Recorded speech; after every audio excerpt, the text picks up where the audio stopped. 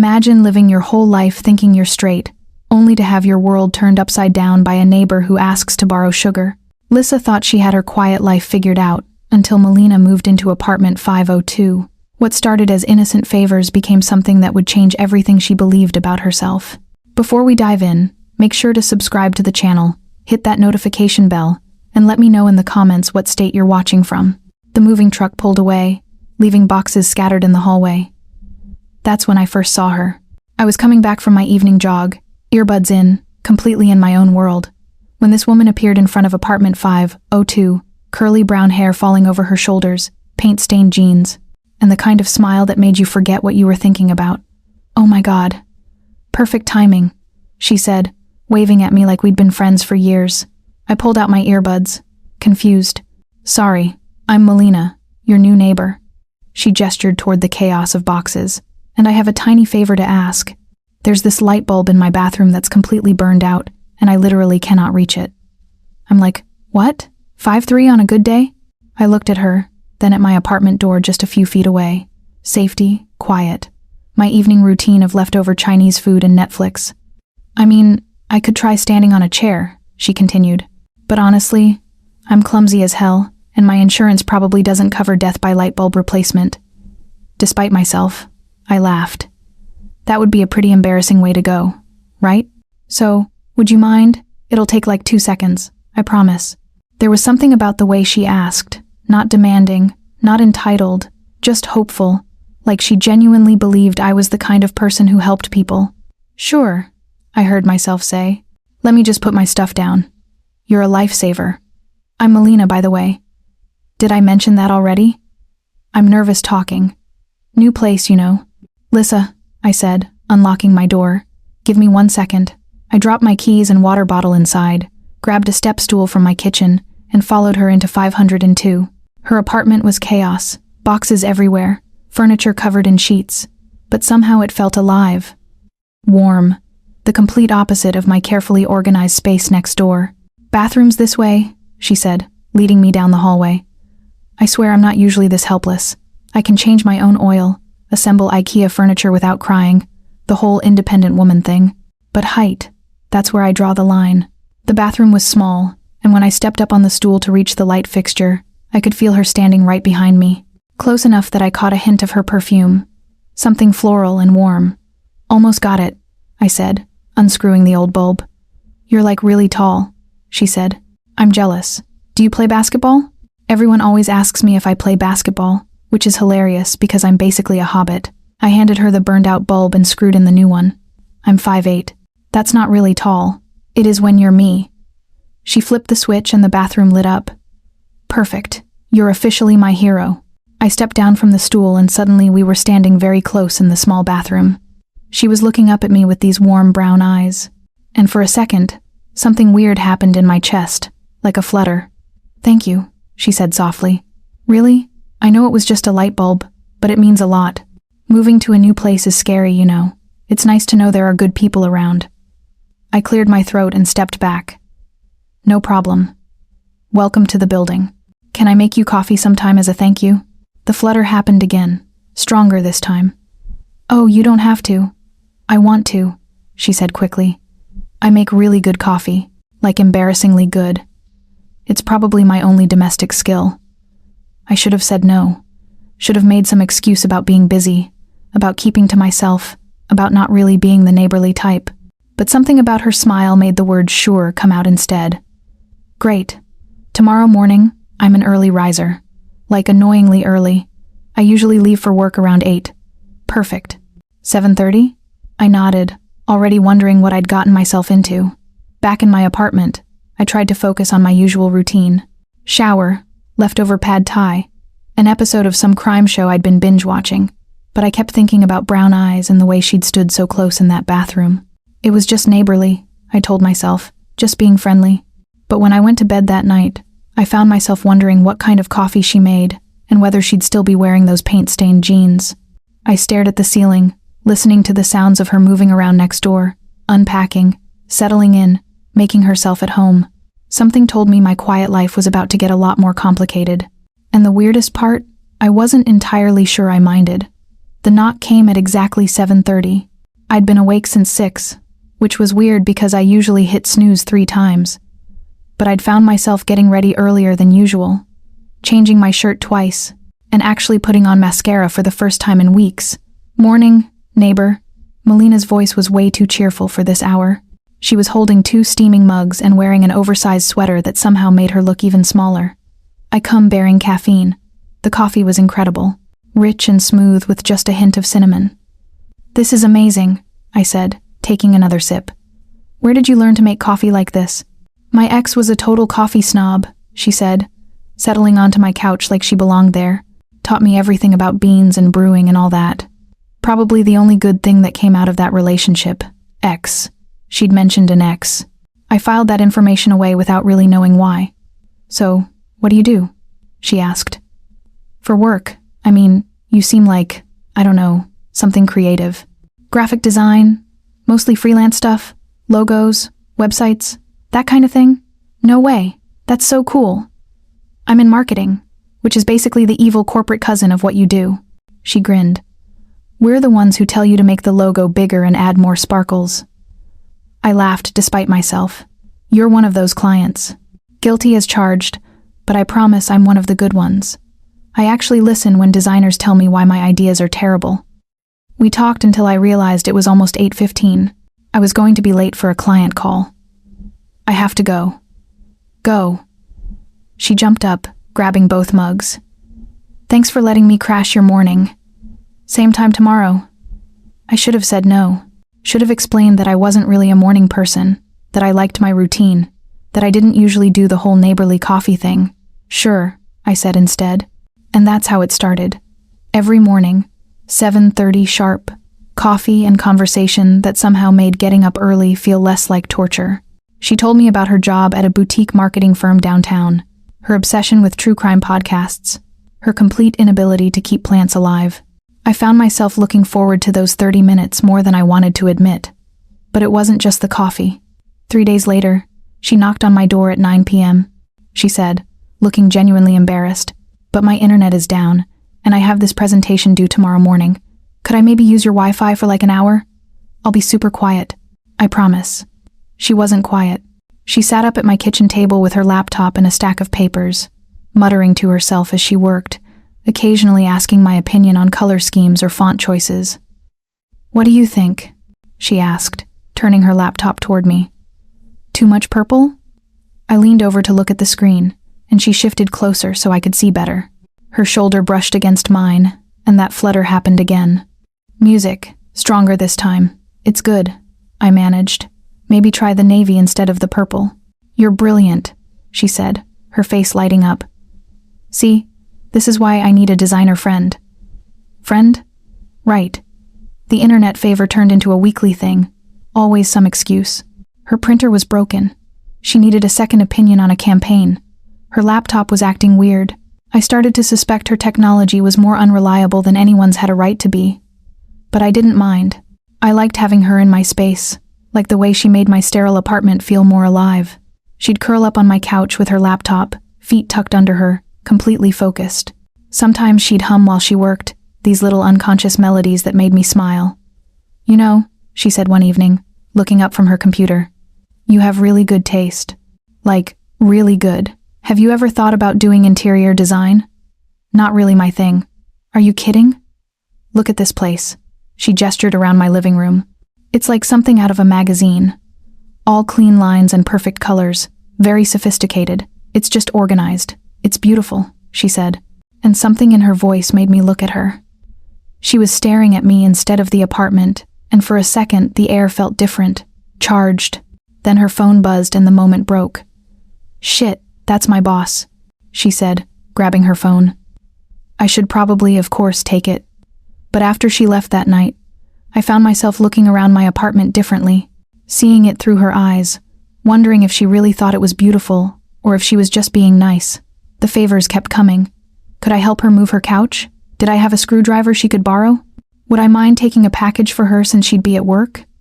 Each request came with that same hopeful smile, that same genuine gratitude when I said yes. And I always said yes, even though I'd never been the helpful neighbor type before. "You're too nice to me," she said one Saturday morning after I'd helped her assemble a bookshelf that had defeated her for 3 days. "I'm totally taking advantage of your good nature." "I don't mind," I said, and realized I meant it. "Still, I owe you dinner. A real dinner, not just coffee and my constant neediness." "Dinner?" That sounded dangerously close to a date. "You don't owe me anything." "I want to," she said, and there was something in her voice that made my heart skip. "Please, I make a mean pasta sauce. Family recipe."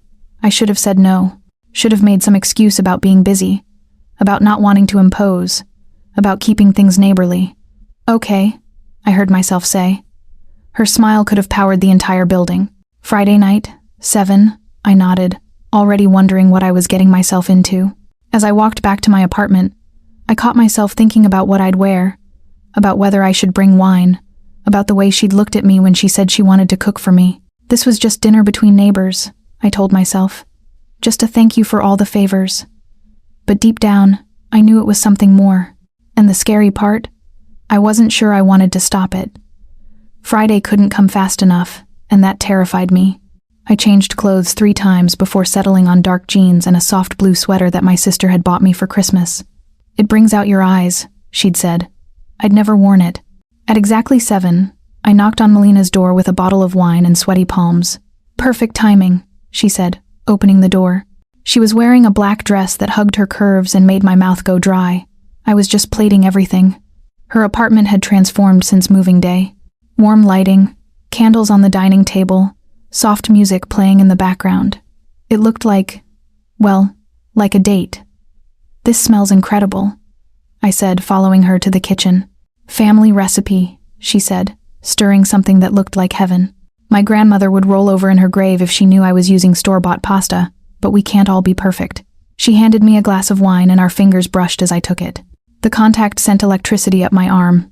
"To helpful neighbors," she said, raising her glass. "To helpful neighbors," I echoed, trying to ignore the way she was looking at me. Dinner was amazing. The pasta, the wine, the conversation that flowed as easily as it did during our morning coffee sessions. But there was something different tonight, an undercurrent I couldn't quite name. "So," she said, twirling pasta around her fork, "tell me about your last relationship." The question caught me off guard. "What about it?" "I don't know. How long ago? What happened?" "I'm nosy. Sorry. Occupational hazard of being in marketing." I took a sip of wine. "Buying time about a year ago. His name was David. We dated for 2 years. What happened?" "Nothing dramatic. We just grew apart. Wanted different things." I shrugged.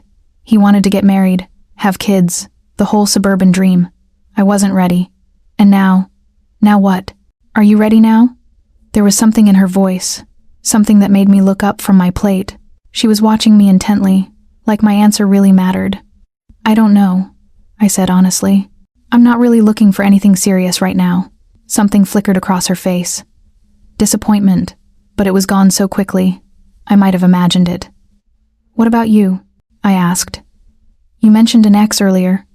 "Sarah," she said, and my wine glass stopped halfway to my mouth. "We were together for 3 years. Broke up about 6 months ago." "Sarah, a woman's name." "Oh," I said, trying to keep my voice neutral. "What happened?" She wanted me to move to Portland with her. "New job opportunity. I wasn't ready to leave New York." Melina shrugged. "Probably for the best. We were more like roommates toward the end anyway." She said it so casually, like it was the most normal thing in the world. Dating a woman, being with a woman.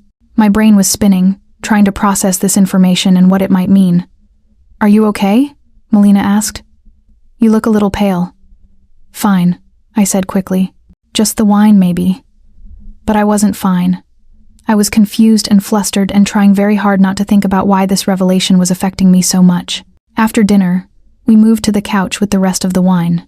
Melina curled up on one end, feet tucked under her, and I sat on the other end, maintaining what I thought was a safe distance. "This is nice," she said, settling back against the cushions. I was worried I'd be one of those people who never talks to their neighbors, like we just nod politely in the hallway forever. "I'm usually one of those people," I admitted. "Really? You seem so friendly." "Not usually. I keep to myself mostly." "What changed?" The question hung in the air between us. What had changed? Why had I said yes to helping with the light bulb? Why did I look forward to our morning coffee? Why was I here on her couch drinking wine and trying not to stare at the way her dress had ridden up slightly when she'd curled her legs under her? I don't know, I said finally. She smiled, and it was different from her usual bright grin. Softer, more intimate. I'm glad, she said quietly, that something changed. I mean, the air between us felt charged again, like it had that night in my apartment. She was looking at me with those warm brown eyes, and I felt like she was seeing something I didn't even know was there. Lissa, she said, and my name sounded different in her voice. Softer, more careful. Yeah. She opened her mouth like she was going to say something important, then seemed to change her mind. Nothing. Just thanks for coming tonight for dinner. I mean, I should have left then. Should have thanked her for the meal and gone back to my safe, quiet apartment. But the wine had made me bold. Or maybe it was the way she was looking at me. Can I ask you something? I said. Of course. All these favors, the light bulb, the internet, the furniture assembly. Are you really that helpless? Or she laughed, but there was something nervous about it. What are you suggesting? I'm not suggesting anything. I'm just curious. She was quiet for a long moment, swirling the wine in her glass. Maybe I'm not as helpless as I pretend to be, she said finally. Why? Another long pause. When she looked up at me, there was something vulnerable in her expression. Because I like spending time with you, she said simply.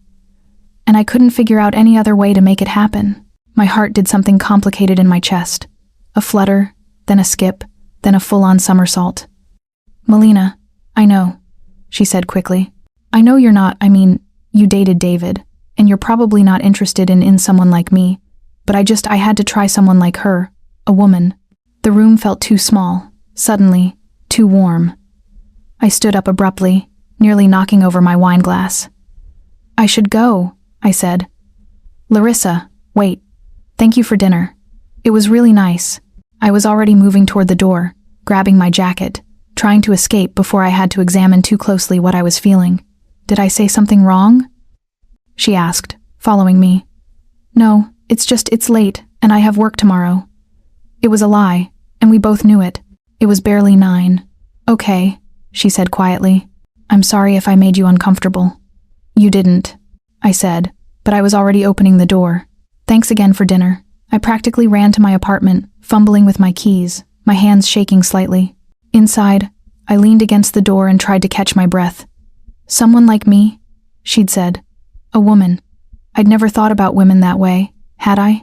I dated men exclusively, had been attracted to men, had assumed that's just how I was wired.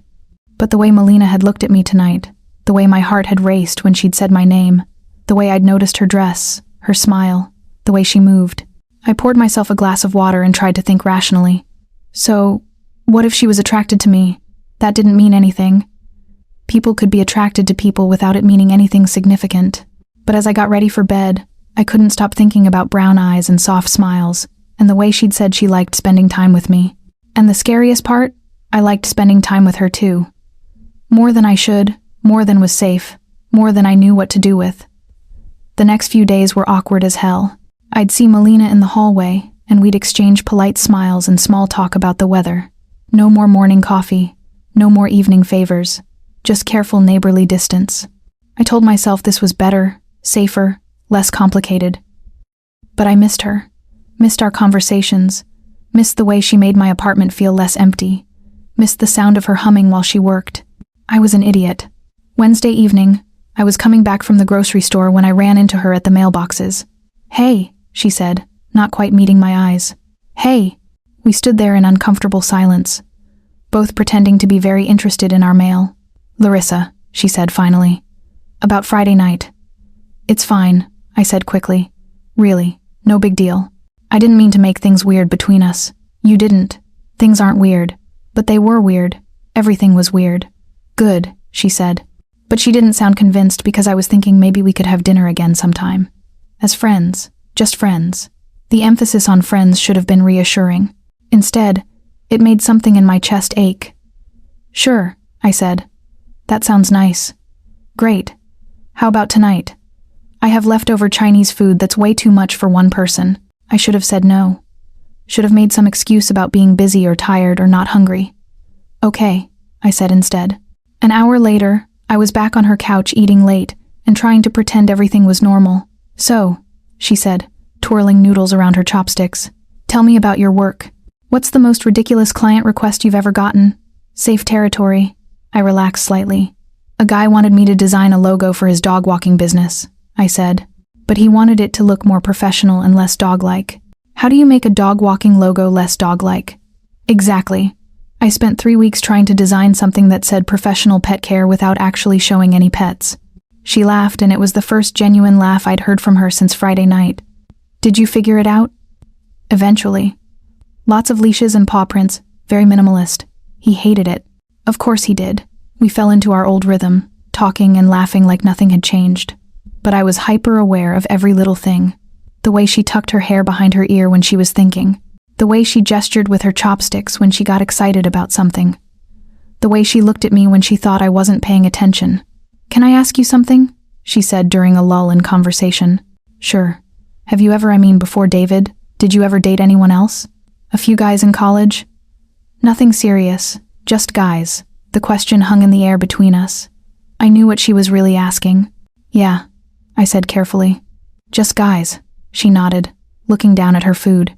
Did you ever wonder, did you ever think about what? She was quiet for a long moment, seeming to wrestle with something. Nothing, she said finally. Never mind. But I could see she wanted to say more, could see the question she was holding back. Melina, I said gently, what were you going to ask? She looked up at me, and there was something vulnerable in her expression. Did you ever think about women like romantically? My heart started beating faster. I know, not really. Not really or not at all. What's the difference? Not really means maybe you did, but you didn't let yourself think about it too much. Not at all means it never crossed your mind. I stared at her, trying to figure out how to answer that, because the truth was I wasn't sure. I'd never consciously thought about women romantically, but there had been moments. Fleeting thoughts I'd pushed away. Actresses I'd found myself staring at a little too long. Friends I'd felt drawn to in ways I hadn't examined too closely. I don't know, I said honestly. That's okay, she said quickly. I was just curious. I didn't figure out I was gay until college. Sometimes it takes time to understand yourself. Gay? She'd said it so casually, like it was just another fact about herself, like having brown eyes or being short. When did you know? I asked. Sophomore year. I had this massive crush on my roommate and spent months thinking I just wanted to be really good friends with her. She laughed. Turns out wanting to hold hands and stare into someone's eyes for hours isn't exactly platonic. What happened? Nothing. She was straight and I was terrified. Took me another year to work up the courage to actually ask someone out. I tried to imagine being that brave, knowing something fundamental about yourself, and having the courage to act on it. Were you scared? I asked. Terrified, but also relieved. Like I'd finally figured out why I'd never felt quite right with guys. Why all my relationships felt like I was playing a part. Playing a part. The phrase hit me harder than it should have. What about you? She asked. Did your relationships feel right? I thought about David, about the 2 years we'd spent together, the comfortable routine we'd fallen into. It had been nice, safe, but had it felt right? I thought they did, I said slowly, but maybe I didn't know what right was supposed to feel like. She was watching me carefully, like she was trying to read something in my expression. Can I tell you something? She said. Of course. I've been attracted to you since the day I moved in. My breath caught. Melina, I know, she said quickly. I know you're not. I know this probably makes you uncomfortable. But I can't keep pretending it's not true. Why are you telling me this? Because I think you might be attracted to me too. The words hit me like a physical blow. Because she was right. I was attracted to her. Had been from that first day in the bathroom when she'd stood so close I could smell her perfume. I'd just been too scared to admit it, even to myself. I don't know what you want me to say, I whispered. I want you to be honest with me and with yourself. We were sitting closer now, though I didn't remember moving, close enough that I could see the flecks of gold in her brown eyes. Lissa, she said softly, why don't you ever notice the hints? What hints? The morning coffee, the constant favors, the way I look at you, the way I find excuses to touch your hand or stand close to you. Her voice was barely above a whisper. The way I invited you to dinner and lit candles and wore my best dress. My heart was pounding so hard I was sure she could hear it. I notice, I said quietly. Then why do you keep pulling away? Because I was scared. Because this was new and confusing and everything I thought I knew about myself was suddenly in question. Because admitting I was attracted to her meant admitting that maybe I'd been lying to myself for years. Because I don't know what it means, I said finally. It doesn't have to mean anything big. She said it can just mean this right now. Two people who care about each other. She reached out and touched my hand and I didn't pull away. What are you asking me? I whispered. I'm asking if you want to find out what this feels like. I looked down at our joined hands, then back up at her face. She was beautiful, had always been beautiful, but now, in the soft light of her living room with her heart laid bare between us, she was breathtaking. I'm scared, I admitted. Me too, she said. But maybe we can be scared together. And before I could talk myself out of it, before I could overthink or analyze or run away, I leaned forward and kissed her. The kiss was soft, tentative, like we were both afraid the other might disappear. When we broke apart, I couldn't breathe. Oh, I whispered. Yeah, Melina said, her voice shaky. Oh, we stared at each other for a moment, both of us processing what had just happened. My lips were tingling and my heart was beating so fast I thought it might burst. Was that okay? She asked. Instead of answering, I kissed her again, longer this time, deeper, and suddenly, everything made sense. Every relationship that had felt like I was going through the motions, every time I'd wondered why I didn't feel what I was supposed to feel, every moment of confusion about my own desires, this was what I'd been missing. When we finally broke apart, I was crying. Hey, Melina said, reaching up to wipe away my tears. What's wrong? I'm 32 years old, I said, my voice breaking. How did I not know? How did I go 32 years without knowing this about myself? She pulled me closer and I let myself sink into her warmth, her comfort. There's no timeline for figuring yourself out, she said softly. Some people know when they're 5. Some people don't figure it out until they're 50. There's no right or wrong way, but I dated men. I was engaged to David for 6 months, and that's okay too. Sexuality isn't always black and white. Maybe you're bisexual. Maybe you're gay and just didn't realize it yet.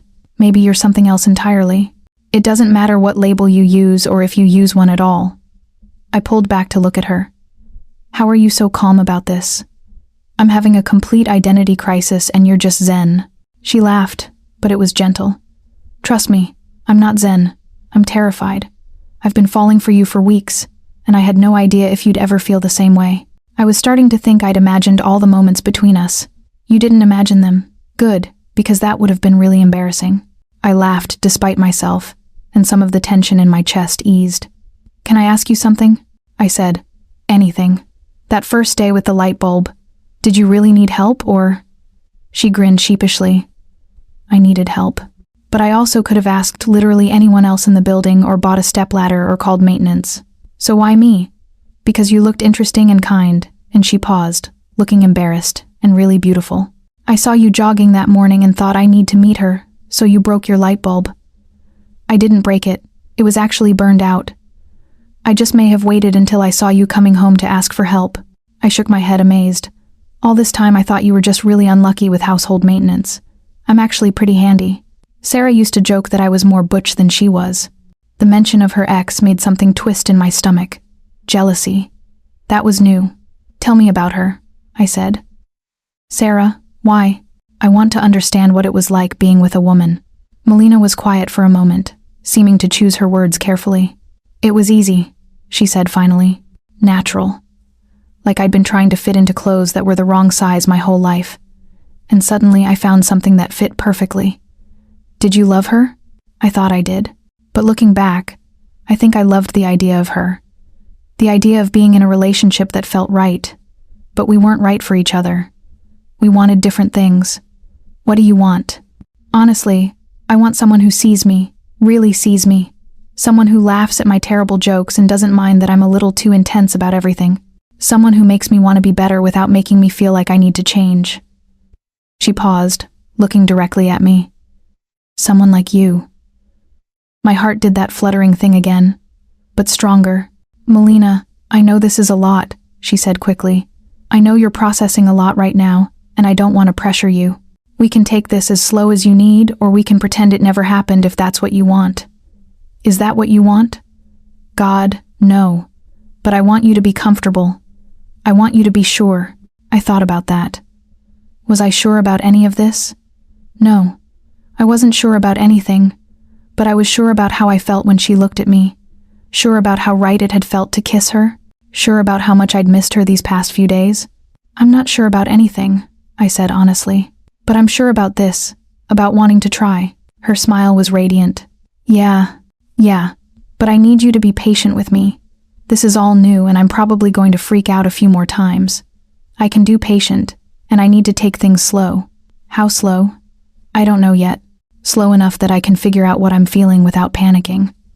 Okay, we'll figure it out together. She reached for my hand again, and this time I didn't hesitate to take it. Can I ask you something now? She said. Sure. What was it like dating men? I thought about how to explain it, like I was following a script someone else had written, going through the motions because that's what I was supposed to do. I thought that's what love was supposed to feel like, comfortable, safe, predictable. And now I feel like I've been sleepwalking for 32 years, and I'm finally awake. She squeezed my hand. That's terrifying and amazing at the same time. Yeah, it really is. We sat in comfortable silence for a while, just holding hands and processing everything that had happened. So what now? I asked finally. Now we take it one day at a time. See how this feels. See where it goes. And if I freak out again, then you freak out and we talk about it, and we figure it out. You make it sound so simple. Maybe it is simple. Maybe we're the ones making it complicated. I looked at her, this woman who had turned my world upside down, with light bulbs and coffee, and the most patient, gentle approach to seduction I'd ever experienced. I'm really glad you moved in next door, I said. Even though I'm about to make your life infinitely more complicated, especially because of that. She leaned over and kissed me again, soft and sweet and full of promise. So she said when we broke apart, "Want to watch a movie? As whatever we are now. What are we now? I don't know. Two women figuring it out. I like that," I said. No labels, no pressure, just figuring it out. Perfect. She curled up next to me on the couch and I let myself relax into her warmth. For the first time in weeks, maybe months, I felt like I was exactly where I was supposed to be, even if I had no idea what came next. The next morning, I woke up in my own bed, and for a moment wondered if I'd dreamed the whole thing. Then I saw the text message. "Good morning, beautiful. Coffee at 7:30. I promise not to overthink anything if you don't. M." I stared at the message for a full minute, my heart doing that fluttering thing again. Beautiful. She'd called me beautiful. Yes, but I'm making it this time. L can't wait. A heart emoji. She'd sent me a heart emoji. I got up and made coffee, actually putting effort into it for the first time in years. Ground fresh beans. Used the French press I'd gotten as a housewarming gift and never touched. Even put out the good mugs. At exactly 7:30, she knocked. "Morning," she said, and her smile was different, softer, more intimate. "Morning." We stood there for a moment, both of us suddenly shy. Everything was different now, and we both knew it. "This is weird, isn't it?" she said. "So weird. Good weird or bad weird?" "Good weird," I said, and meant it. Definitely good weird. She stepped closer and I could smell her perfume again. The same floral scent that had made my head spin that first day. "Can I kiss you good morning?" she asked. Instead of answering, I leaned down and kissed her. Just a soft, quick kiss, but it sent electricity through my entire body. "Okay," I said when we broke apart. "That's definitely good weird," she laughed, and the tension broke. "So," she said, settling onto my couch with her coffee, "how are you feeling about last night? I mean, confused, excited, terrified all at the same time." "That sounds about right. How are you feeling?" "Like, I want to kiss you again, but I'm trying to respect the whole taking it slow thing." "How slow is too slow?" "There's no such thing as too slow. We go at whatever pace feels right for you." I looked at her, curled up on my couch like she belonged there, and felt something settle in my chest, something that felt like rightness. "What if I want to kiss you again?" I asked. "Then you should definitely do that." So, I did. And this time, I didn't pull away when it deepened. Didn't panic when she ran her fingers through my hair. Didn't overthink when she made this soft little sound that made my stomach flip. "Wow," I said when we finally broke apart. "Yeah, wow. I have to go to work," I said reluctantly. "I know, me too." But neither of us moved. "Dinner tonight?" she asked. "I'll cook something simple." Okay. We were both smiling like idiots. The day passed in a blur. I tried to focus on work, but my mind kept wandering to the way she'd looked at me that morning, to the way her lips had felt against mine, to the way my entire world had shifted in the space of 12 hours. I called my sister during lunch. "You sound different," Emma said immediately. "What's going on?" "What do you mean? You sound, I don't know, happy. When's the last time you sounded actually happy?" I thought about that.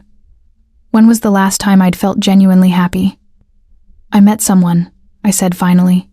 "About time. What's his name? What does he do? When do I get to meet him?" "It's complicated. Complicated. How is he married? Please tell me he's not married." "No, not married. Just different than what I usually go for." "Different how?" I took a deep breath. "Her name is Melina." Silence. "Emma. Did you just say her?" "Yeah." "As in a woman?" "Yeah." More silence. "I'm just Emma. Say something." "You've never, you dated David for 2 years. I know. So, this is new, very new. Like, figured it out last night. New. Holy Lissa, I know. Are you okay? How are you feeling about all this?" "Confused, but also right, like something finally makes sense. Tell me about her." So, I did. I told her about the light bulb and the coffee and the way Melina made me laugh.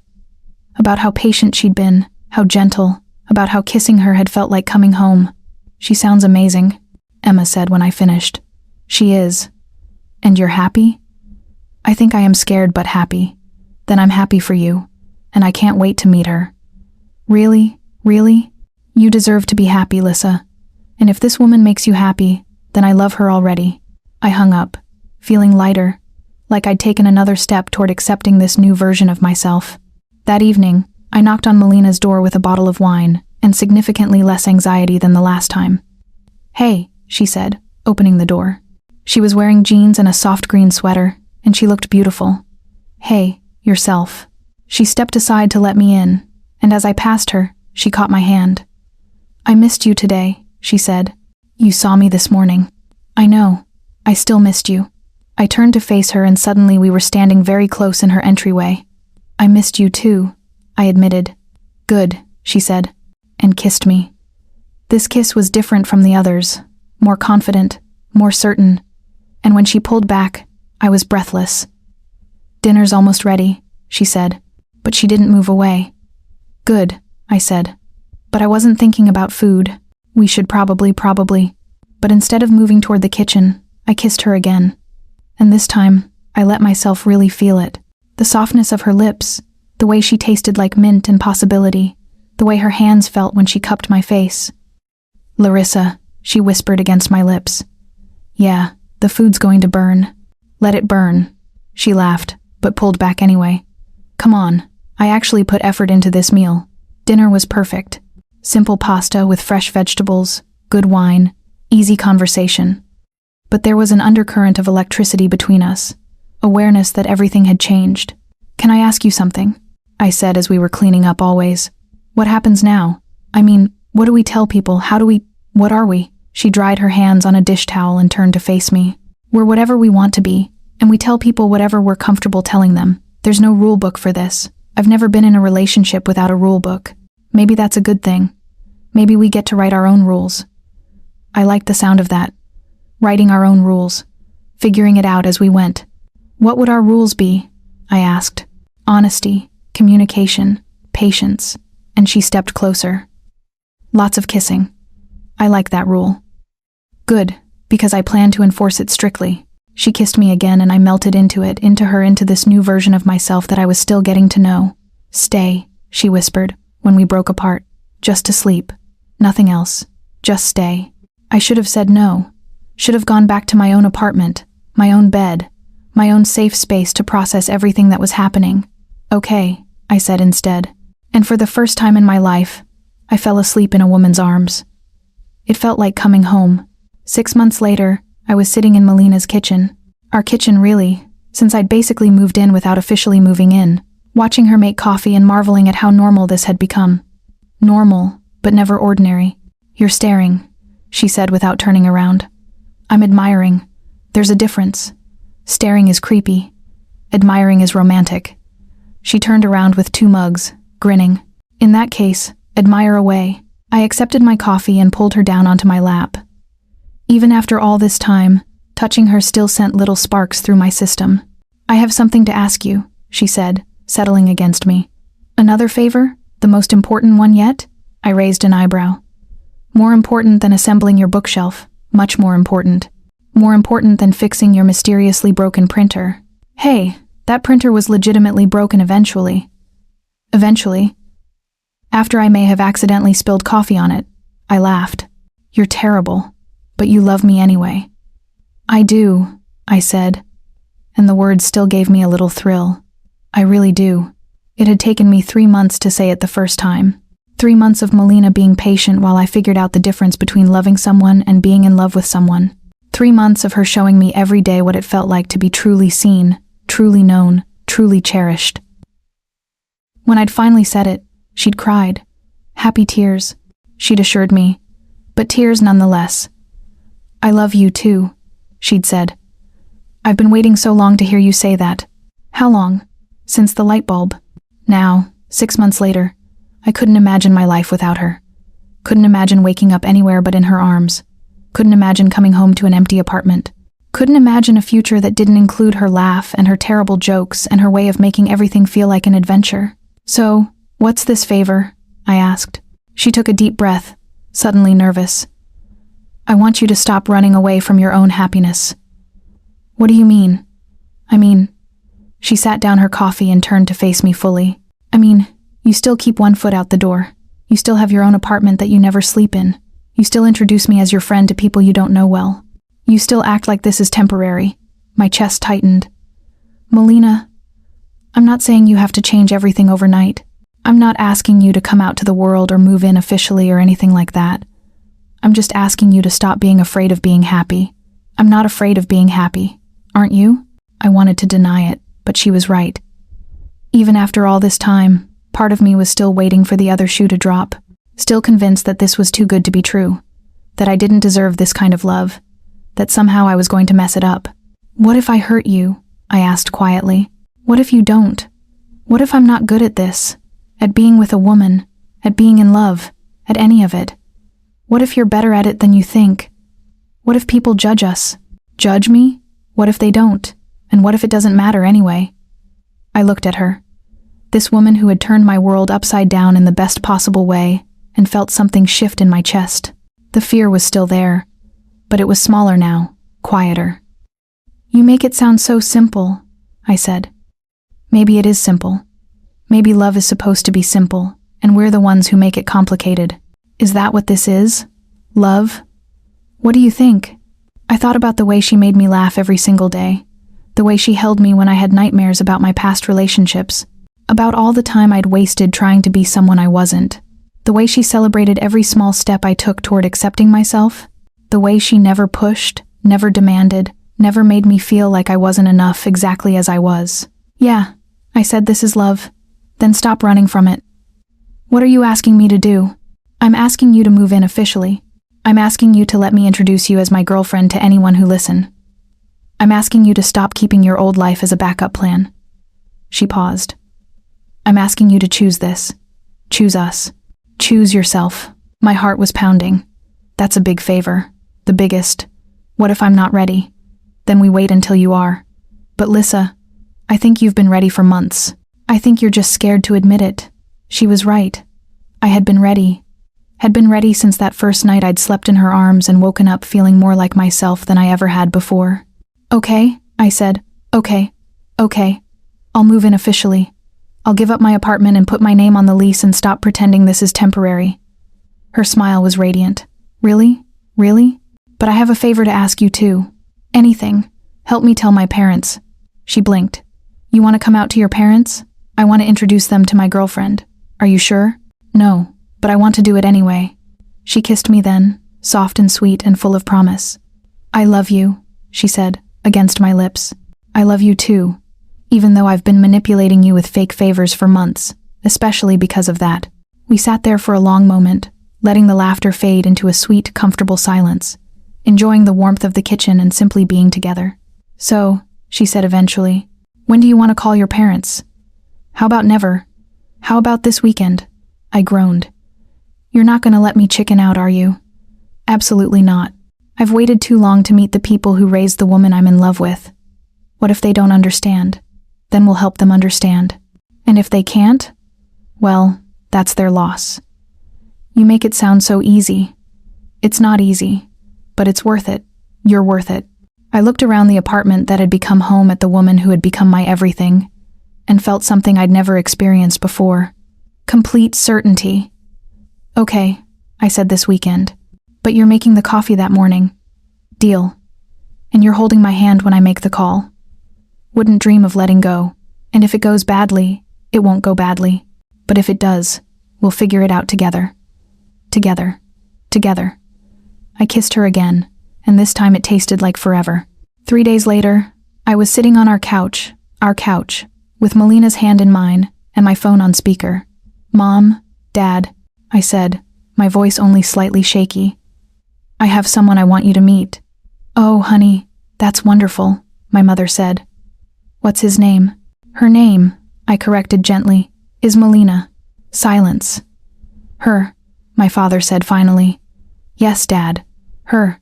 Melina is my girlfriend and I love her very much." More silence. Then my mother's voice, careful but warm. "Tell us about her, sweetheart." And I did. I told them about the light bulb and the coffee and the way she made me laugh, about how patient she'd been, how kind, about how she'd helped me figure out who I really was. "She sounds wonderful," my mother said when I finished. "She is. When do we get to meet her?"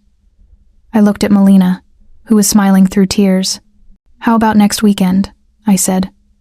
"We'll make dinner," my father said. And his voice was gruff but accepting. "Nothing fancy, just family dinner.